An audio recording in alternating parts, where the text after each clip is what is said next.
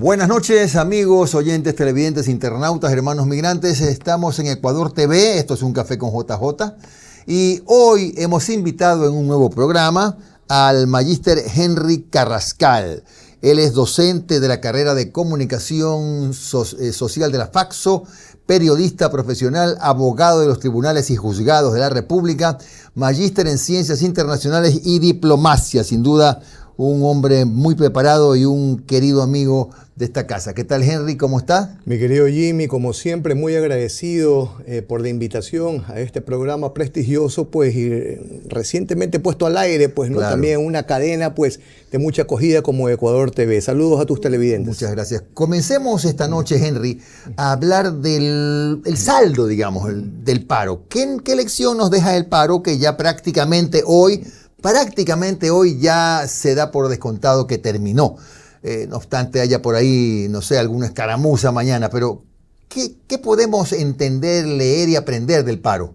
Mira, aquí hubo una concurrencia de delitos graves como esto de obstruir las vías públicas expresamente tipificado en el COIP, de impedir que servicios básicos funcionen, ¿no? Entonces, no solamente una concurrencia de delitos, sino también una connotación de profunda insensibilidad.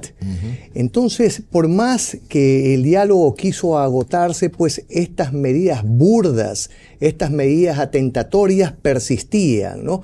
Enhorabuena que se haya ya finalizado o se esté debilitando esto, porque no tenía acogida. Mira, una protesta para que realmente tenga esencia, tenga identidad, debe tener acogida popular. Y esta especialmente no la tuvo, ¿no? La gente realmente estaba en contra de esto. Había manifestaciones de comerciantes, de gente que quería trabajar para subsistir, para sobrevivir, y sin embargo se lo impedían de una manera violenta. Entonces, el Estado, ante estas acciones, ante estos tipos penales, ante estas conductas o inconductas, pues sí tiene que actuar con mucha dureza. Por supuesto, no se trata de conculcar el derecho a la protesta. En algún momento pienso que hubo también una falla comunicacional del régimen, ¿no? Ante múltiples videos en donde el presidente, con la mejor intención, decía que no iba a quitar el subsidio al diésel, debió salir en cadena nacional a explicar las poderosas razones que tuvo para recular, las poderosas razones válidas, que tuvo, ¿no? válidas para recular, pues, y para quitar finalmente este subsidio, ¿no? Y también hablar a dónde iban a destinar esos recursos que obtenía de la eliminación del subsidio. Una falla comunicacional existió ahí. ¿Tú crees que debió decirlo el presidente? Lo dijeron sus voceros. No, correcto, es posible, pero bueno, lo de fondo... Pero no se justificaba el grado de violencia que alcanzaron las manifestaciones. Pero Henry, lo que rescato también, además de lo que has dicho, es que tocaste un punto muy interesante. No tuvo acogida popular. Sí. Quizá porque, entre otras cosas, escuchábamos hablar al señor Vargas, entre otros, que planteaba aspiraciones absolutamente imposibles de negociar. O sea, dar el retro al decreto, imposible. Sueldo mínimo de $650, que el día que lo dijo me parece que se le ocurrió en ese momento, imposible. Y participación directa de las comunidades en el 4% del Producto Interno Bruto, porque estamos hablando de las rentas del petróleo, una cosa absolutamente, era más o menos así, ¿sabes qué? Te propongo esto para no hablar. Entonces, esa fue posiblemente una tara, un freno que tuvo el diálogo, que no pudo fluir, ¿no? Completamente de acuerdo, ¿no? Ya esto sonaba a caprichos, a imposiciones, y a partir de ahí pues se desnaturaliza la protesta, ¿no? La protesta que pudo haber tenido algún asidero, se avecina algún grado inflacionario a raíz de la eliminación del subsidio al diésel. Sin embargo, el régimen tomó medidas precisas como para que esta eliminación del subsidio no golpee a las masas populares, ¿no? Entonces ya quedó sin fundamento y sin base el reclamo del señor Vargas, que como tú bien lo indicas, pues se le ocurrió en ese momento, no tiene ningún fundamento técnico, ni siquiera un análisis previo o una reflexión sesuda que haya impulsado a decir estas barbaridades, pues no, aumentar el sueldo básico a 600 y pico sin considerar que Colombia y Perú tienen un sueldo básico mucho menor, pues y consecuentemente representan una competencia agresiva para la inversión extranjera, ¿no? La captan ellos, ¿no? Entonces, no es de lanzar propuestas y ofertas absolutamente demagógicas y sobre todo que tienen un solo propósito: presionar con sabor a chantaje al régimen. Claro. Henry, algo en lo que también debemos pensar es que en la necesidad de que a futuro, y esto puede ser una oportunidad para gente que sí la hay, valiosa en la CONAIE, jóvenes que no han tenido oportunidad, para que se replantee, su norte la CONAIE, porque pareció, ayer lo dije en el programa, la CONAIE al final parecía una hidra, este monstruo mitológico de varias cabezas. ¿Con quién hablas? Pues, había algunos mandos medios, algunos directores provinciales de la CONAIE, directivos, y un poquito más arriba con los que no se podía hablar. Entonces, la CONAIE ha quedado dividida. Es posible que esta sea una oportunidad para que haya una dirigencia más sesuda, más abierta al diálogo, más ajustada a los nuevos tiempos, ¿no? Más ajustada a sus propias realidades. Mira, no podemos promover ni de lejos pues la xenofobia, también estas posturas que terminan ofendiendo a nuestros indígenas, ¿no? Porque como tú bien señalas, hay indígenas que han optado por una gran evolución, ¿no? Que manteniendo su identidad cultural potente, sin embargo se han acoplado a los tiempos. Mira, donde nosotros no tenemos misiones diplomáticas, están llegando los otavaleños, por ejemplo, ¿no? A lugares recónditos del mundo, con sus textiles muy cotizados, muy acogidos en todas partes del orbe, ¿no? Entonces tú ves hermanos indígenas que se están industrializando, que están emprendiendo, que aprenden varios idiomas, que se culturizan, que se educan, ¿no? Entonces, por supuesto que hay que apoyar todas esas iniciativas, ¿correcto? Y hay que entender a esa nueva juventud de hermanos indígenas que quieren remozar justamente estos movimientos, ¿no? En algún momento hay que darle la oportunidad también a ellos. Puede constituirse definitivamente en un puente de diálogo posiblemente mucho menos difícil que con los dirigentes tradicionales, ¿verdad? Mira, Jimmy, yo ayer justamente a mis estudiantes del posgrado de Derecho les enseñaba sobre la Constitución de Estados Unidos, que es la más antigua y vigente. Y única. Y vigente, ¿no? En 1787. Cómo ese país, a pesar de la diversidad, ha podido ponerse de acuerdo, ¿no? Y se ha constituido una gran potencia. Tú encontrabas ahí colonias presbiterianas, luteranas, anglicanas, por cierto, algunas católicas, ¿no? Y a pesar de esas diferencias culturales, de esas diferencias incluso dogmáticas, pudieron conciliar, pudieron marcarse un norte elemental y alcanzarlo. Y fíjate la grandeza de este país, ¿no? Entonces, nosotros también podríamos hacer lo mismo, ¿no? La diversidad, si media el respeto, nos convierte en un todo virtuoso, ¿no? Y hacia allá avanzamos. Claro, Henry, bueno, con lo que dices, me queda claro a mí también que no hace falta una constitución de 444 artículos, pues, ¿no?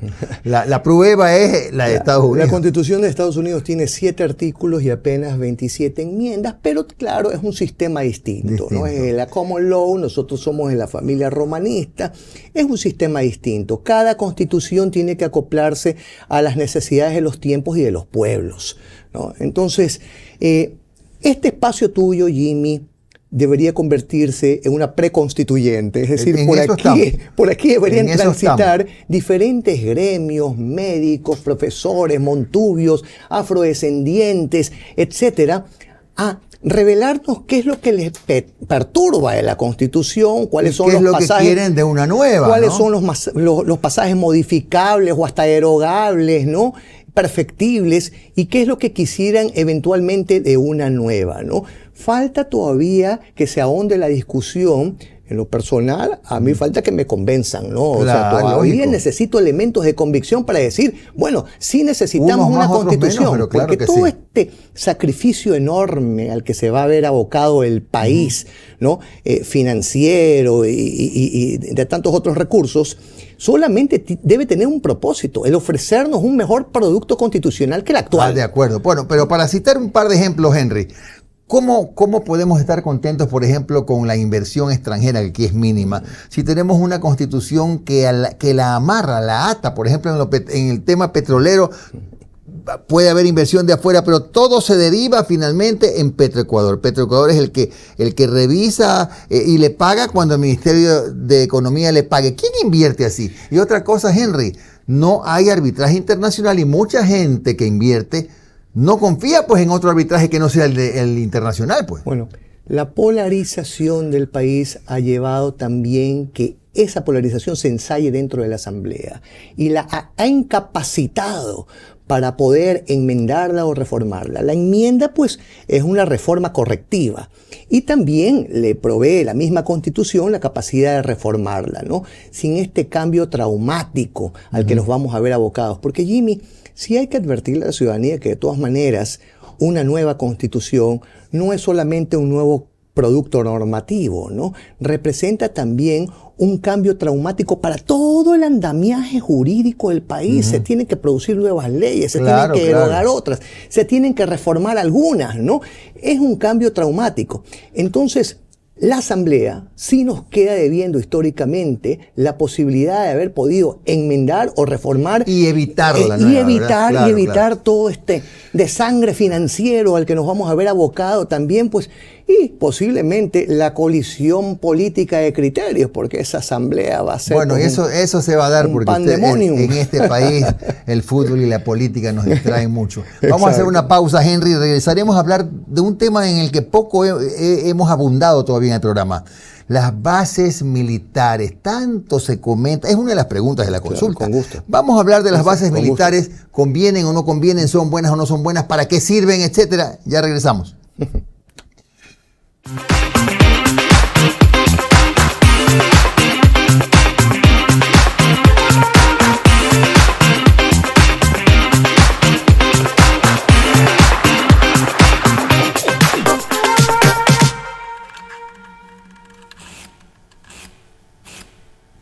En este segundo bloque continuamos con Henry Carrascal, docente de la carrera de Comunicación Social en la FACSO, periodista, abogado de los tribunales y juzgados y magíster en Ciencias Internacionales y Diplomacia.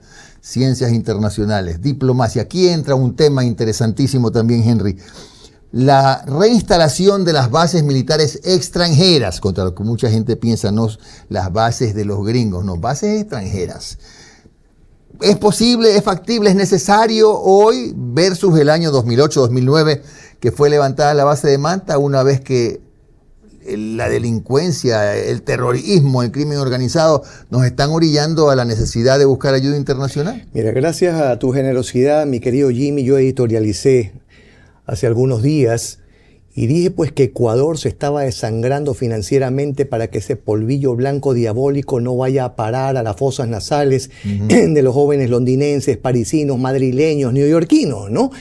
Necesitamos ayuda internacional. No puede ser que el presidente Trump esté comprometiendo una ayuda de 20.000 millones de dólares para desescalar la inflación en Argentina y a nosotros no nos dé ni la 10ª parte de eso, pues, ¿no? Y apenas... no, ahí hace falta una postura más activa, más decidida de la Cancillería ecuatoriana, ¿no? No puede ser que tenga una flota completa en el Caribe, que está bien, es su derecho a la defensa, pero acá que nosotros le damos luz verde, le abrimos los brazos o clamamos cooperación internacional, perdón, para que venga justamente toda esa ayuda militar y en forma coordinada, mi querido Jimmy, en forma coordinada con nuestro ejército, podamos combatir a estos grupos terroristas. La Constitución prevé o le da la facultad al presidente de la República uno de los deberes del presidente de la República es mantener la soberanía, claro, pero la paz, la armonía. Pero Henry, Solo al no mismo lo podemos tiempo hacer. la Constitución prohíbe las bases militares extranjeras, por lo que hay que caminar hacia esa, bueno, no es una reforma, la nueva Constitución. ¿Por qué sí sería importante, bueno, positivo para ti que funcionen bases extranjeras acá, militares? Bueno, prohíbe las bases militares con objetivos militares, aprovechando Claro, la redundancia. así dice. Entonces, estos es un problema semántico. No serían bases con objetivos militares, sino con propósitos coordinados para combatir al terrorismo. Estamos siendo agredidos en nuestra soberanía. Estamos siendo agredidos en nuestra integridad territorial. Ya están ocupando vastas zonas territoriales nuestras, grupos extranjeros terroristas, ¿no? Uno de los deberes y las obligaciones más preponderantes del presidente de la República es precautelar el derecho a la vida, el derecho a la seguridad, el derecho a la paz, a la armonía que tenemos. Eso está siendo menoscabado galopantemente por estos grupos delincuenciales. Consecuentemente, hay que ponderar. Ahí colisionan dos artículos, podrán venir las demandas de inconstitucionalidad después de que tome la decisión, pero la Corte Constitucional también tendrá que hacer ese ejercicio de ponderación elemental. Por un lado, tengo este artículo que me prohíbe las bases militares, pero por otro lado, Ecuador clama por esa ayuda. Solo no puede combatir a estos grupos terroristas que están potentemente armados, que tienen una capacidad bélica, pero impresionante, ¿no? Entonces, de forma coordinada, ahí en la misma Constitución se prevé la cooperación internacional, ¿no? Entonces, en forma coordinada, yo pienso que se le puede encontrar la salvedad constitucional para permitir que fuerzas conjuntas combatan en forma efectiva a estos GDO. Tú estás hablando en el supuesto no consentido de que no gane el sí en para la nueva constituyente, para el camino. Porque en este rato, si estamos hablando de una reforma, sería solo en ese evento, porque si ya es una nueva constitución, ya la Corte Constitucional, si es que sigue, tendrá que estar mirando las estrellas hasta ver qué analiza, ¿no? Porque es una nueva constitución. Claro, y hay que ver pues si la Asamblea Constituyente tendrá poderes omnímodos. Bueno, entonces, hasta ahora no es de poderes plenos, pero hay juristas que piensan, Henry, que sí podría. Sí, claro. Que sí podría. Entonces, imagínate, por un lado eso, pero lo bueno es que también ese desgaste que tenemos militar también ya serviría para que la fuerza pública cuide y proteja al ciudadano común de delitos comunes. Por estar combatiendo a estos grupos poderosamente armados, el ciudadano común está desprotegido. No tenemos un combate contra la vacuna o no hay un combate decisivo contra la extorsión, contra el asalto en la calle, pues, ¿no? Entonces, el ciudadano desprotegido dice, bueno, están combatiendo la minería ilegal, pero acá me están matando, acá me están asaltando, acá yo no puedo ir a ningún lado, no puedo salir tranquilo. Entonces sí ves como una alternativa interesante la instalación de bases militares que, por ejemplo, ayuden en tareas de inteligencia, que aquí por ley están bloqueadas, pero sí podrían. Sí, podrían las bases militares. Bajo una coordinación. Con parámetros adecuados. Sí. Bajo una coordinación, estableciendo una alianza estratégica y bajo la figura de la cooperación internacional y agarrándonos a algunos instrumentos internacionales que sí lo hay, sí los permiten, sí podríamos nosotros contar con esa ayuda foránea extranjera. Lo de las bases militares también hay que tener mucho cuidado en contemplarlo en la eventual nueva constitución, porque mañana sube también un gobierno de izquierda y tendremos entonces un gobierno marxista y tendremos bases iraníes, bases chinas, bases rusas, ¿no? O tal vez otra vez que se vaya a la base. También puede ser, ¿no? Sí. Entonces el objetivo tiene que ser claro. Y todos los estamentos gubernamentales, todos los estamentos del Estado tienen que hacer conciencia de que Ecuador no puede solo. No pudo México, ¿no? No pueden las grandes potencias del mundo porque La droga sigue existiendo en las calles de las ciudades de Estados Unidos, la droga sigue existiendo en las calles de las ciudades europeas. Mientras haya consumo, lógico. Entonces, ni siquiera es que trepa el precio como para decir, no, pues ya hay escasez, ¿no? Además, Henry, tenemos un problema serio que son nuestros vecinos, no lo digo respetuosamente, pero en el sur de Colombia hay miles y miles y miles y miles de hectáreas de coca sembradas que entran justamente por la frontera o por vía marítima, ¿no? Aunque Petro dice que ahora todo llega a Manta y no es por el mar, yo qué sé, se los tirarán desde el cielo, yo qué sé cómo es que llega la droga a Manta. Yo no soy experto en estos asuntos militares, pero creo yo que una coordinación efectiva con nuestra Armada Nacional impediría que desde nuestros puertos ya salga esa droga, ¿no? Y puede haber una intercepción rápida, puede haber una intercepción que surta el efecto esperado, ¿no?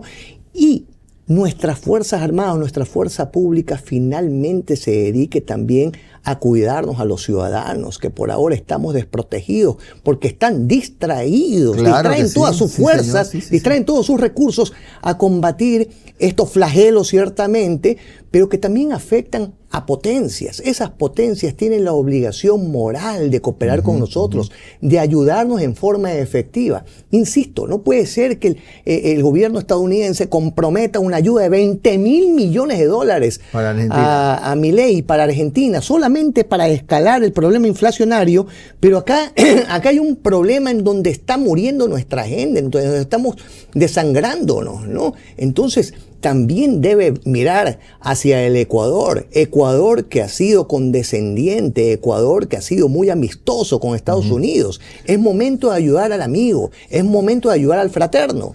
Ahora, hay cosas que hay que destacar, que yo por lo menos destaco como positivas y que pueden servir también para, de alguna manera, bajar la incidencia de la salida y entrada de droga por los puertos. Ya ahora el gobierno ha tomado la resolución vía decreto, si no estoy mal, de controlar también los puertos privados, porque hay una cantidad enorme de puertos privados que no tenían ningún control riguroso del Estado. O sea, eran pequeños estaditos dentro del Estado ecuatoriano, llámese puerto. Todo eso demanda recursos, Jimmy. Todo eso demanda tecnología especial, estos escáneres, también fuerza pública ahí concentrada. Todo eso demanda lanchas.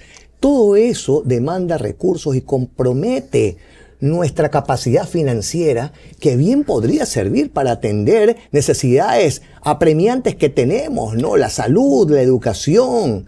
Entonces, te insisto, la cooperación internacional debe ser un clamor del régimen, del gobierno, y ahí sí exhorto a la Cancillería que tenga mayor decisión para exigir esa cooperación, esa ayuda internacional. Somos un país económicamente débil, con mucha dignidad, pero económicamente débil. No podemos seguir afrontando a carteles que tienen un poderío económico y consecuentemente bélico que en ocasiones nos puede estar superando. Claro, a lo que tú apuntas es que el gobierno, por ejemplo, revise cuáles son los países que consumen en mayor grado lo que desgraciadamente sale del Ecuador, que es un país de tránsito, la droga ecuatoriana, y toque las puertas de esos, ya hablamos de Estados Unidos, claro, toque las puertas de esos otros países para que nos ayuden a combatir justamente eso.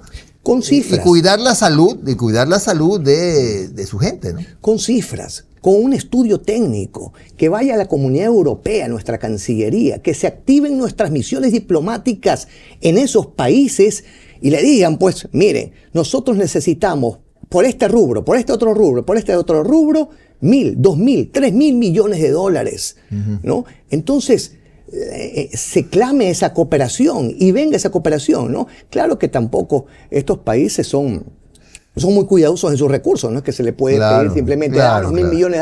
No, tienes que justificarlos y soportarlos bien en un estudio técnico cuyos especialistas para hacerlo sí los tenemos en nuestras Fuerzas Armadas, en nuestra fuerza policial, ¿no?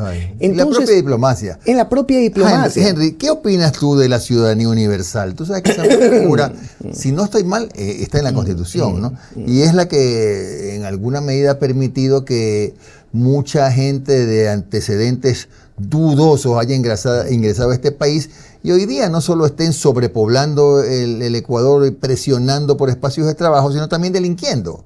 El espíritu inicial de la norma pudo haber sido positivo, ¿no? Nadie pudo prever que iba a existir esta ola migratoria tan nociva, ¿no? Que nos iba a provocar tanto daño, ¿no? Bueno, la ciudadanía universal es para que no se discrimine ni se estigmatice pues al migrante, ¿correcto? Perfecto, inicialmente. Pero, como te dije, la norma tiene que acoplarse a las necesidades de los pueblos. Y en ese momento ver que la ciudadanía universal nos estaba generando un gran problema por esta migración nociva, esta migración peligrosa que entraba a nuestro país para provocar un daño severo a la sociedad, pues en ese momento la Asamblea y todos los estamentos de gobierno tuvieron que haberse activado para decir, ¿sabes qué? Por la necesidad imperiosa de nuestra nación, perdón, de nuestro Estado, nosotros tenemos que limitar o modular el concepto de ciudadanía. Claro, Henry, ya para ir aterrizando en el final, ¿qué opinas tú qué hacemos, mejor dicho, para que los mejores, tenemos un par de minutos nada más, para que los mejores hombres y mujeres que puedan ayudar a elaborar una nueva constitución efectivamente lleguen y que sean, no sé, pues los asambleístas constituyentes y podamos tener una buena constitución? Yo no tengo nada contra los jóvenes, mis hijos son jovencitos, pero no pueden ir jóvenes de 18 años, 19 años recién graduados a hacer una constitución. Gran responsabilidad de los partidos políticos, digo yo. Mira, Jimmy, 2 minutos tenemos. La materia prima de todo gobernante es la sociedad. Nuestra sociedad también está enferma. ¿Ah? Tú ves a cada momento gente motorizada que se cruza la señalética más grave de tránsito, que es la luz roja, ¿no? Ves cómo el engaño para usufructuar, la mentira se ha instalado en buena parte de la sociedad. Nosotros nos hemos convertido, tenemos récords mundiales en encontrar culpables en nuestros propios problemas. Le hemos echado la culpa a la colonia española, le hemos echado la culpa a la derecha, a la izquierda, a las Fuerzas Armadas, a los Estados Unidos, a los comunistas. Probablemente el principal culpable esté en el espejo. Una persona honesta que quiera postularse para ir a contribuir, a tributar con sus ideas, con buena iniciativa, a la Asamblea Constituyente, lo pensará 2 veces, porque sabe que esa sociedad está presta a lincharlo a la semana, ¿no? Entonces, hay que también involucrar a la sociedad, pero para que reflexione, para que haga un ejercicio de análisis profundo y no solamente priorice la diatriba, la ofensa, ¿no?